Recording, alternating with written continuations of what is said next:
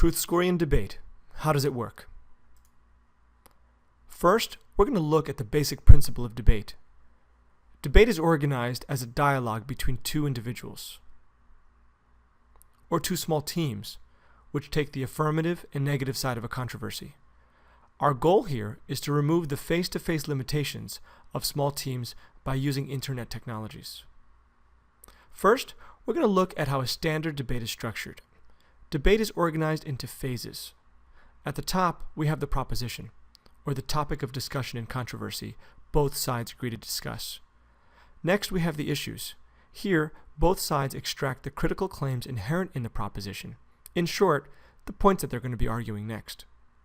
In support of the issues, we have the contentions, or the assertions that support the issues above.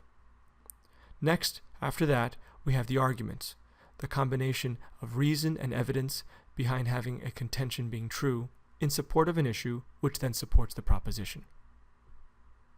TruthScore allows each member of the debate to focus. They'll focus on a particular goal within the discussion, in this example, an issue abbreviated IS, organizing the specific interactions necessary to satisfy the goal among a wide range of participants. This supports an outcome, which then influences digressing up the discussion. A debate begins with a single proposition. Both sides agree to debate. Those arguing in favor of the proposition present the affirmative side. Those arguing against the proposition present the negative side. Here's a simulation on how a debate would play out. A user would propose a proposition.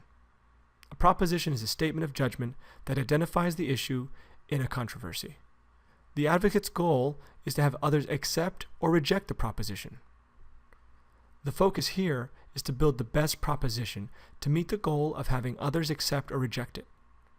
The interaction organizes around improving on the proposition to ensure a fruitful debate. Lastly, this leads to the goal of the well-established proposition. Next, let's look at the issues layer. Issues are those critical claims inherent in the proposition that the affirmative must establish. The affirmative must establish because the burden of proof is always on the one making the claim. The negative must defeat at least one key issue to win. Important, here winning means the affirmative did not succeed in showing the proposition can be valued as true. Issues may be thought of as a place where groups of arguments converge, or points of clashing ideas subordinate to the proposition. Issues are suggested checklists, or categories of arguments to be addressed by the participants in the debate. As the debaters on both sides begin their analysis, they can phrase their issue as a question. For example, did John Doe kill Richard with malice? Issues in the analysis stage are phrased in the form of a question, to which the affirmative must answer yes, and of course the negative must answer no to at least one of these, or there is no debate. Issues are inherent in the proposition.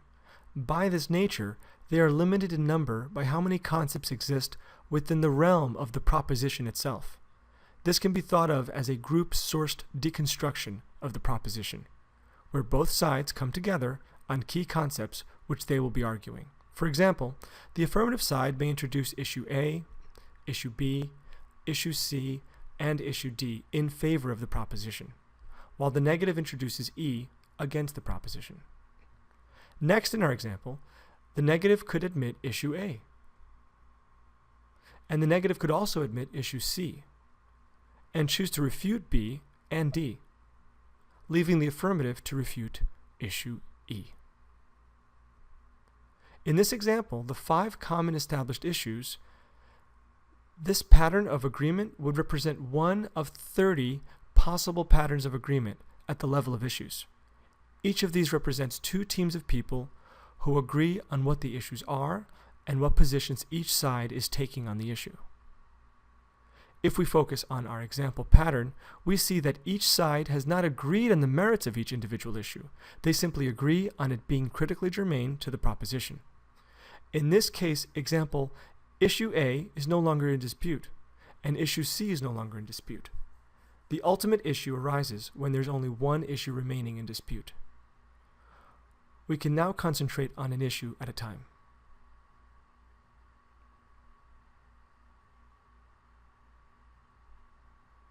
Contentions are the next step in the process.